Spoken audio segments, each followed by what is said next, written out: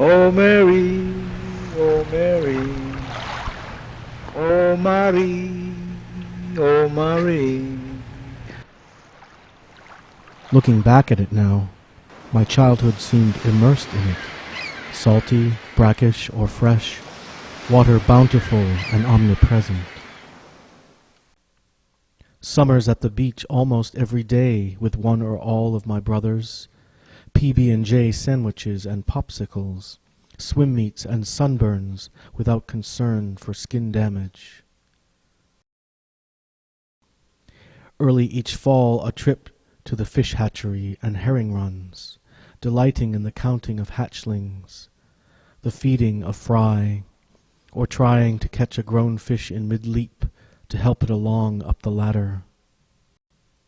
And in later autumn, raking up piles of damp and dirty leaves to dive and frolic in no differently than any lake or pond or pool. In winter, we traded treading water for sculpting its crystal form, our fortifications quickly giving way to boyish battles, brothers against brothers. Sometimes the neighbors would join in. And sometimes my dad would sing that song learned in his first language that shared my mother's namesake, but seemed to speak also of the endearing, sustaining sea.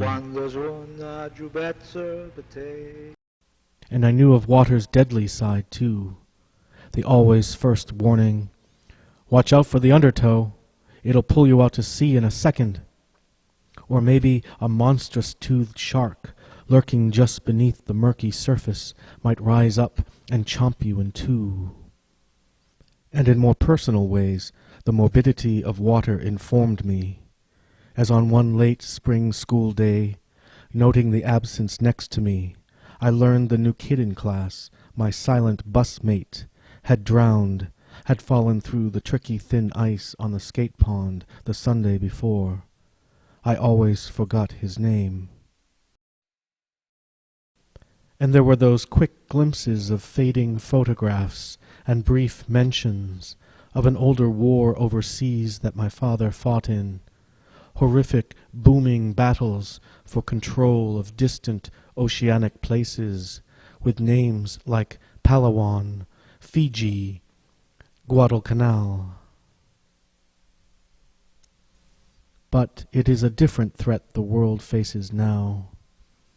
Our oceans and lakes have grown toxic and lifeless. The glacier-fed rivers have run dry.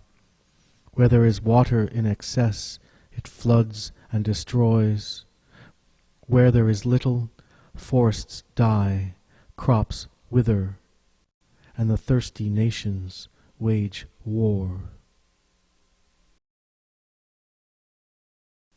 So I make my escape from this world to take refuge in these private ones, where the mysteries and memories of my youth beg another telling, once more now, while they are still dissolving in the swirling eddies of warm tidal currents, or slowly submerging beneath cool freshwater ponds, or patiently waiting buried beneath 3 feet of sticky snowball-perfect snow.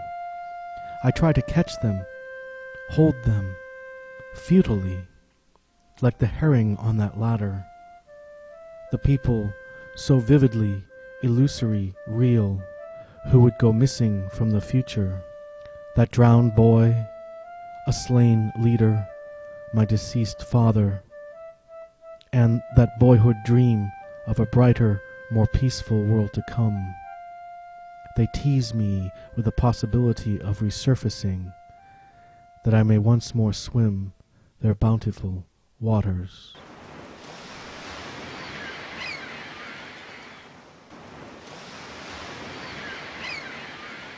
Oh Mary, quando suona giù pezzo per te, fammi dormire una notte abbracciata con te. Oh Mary,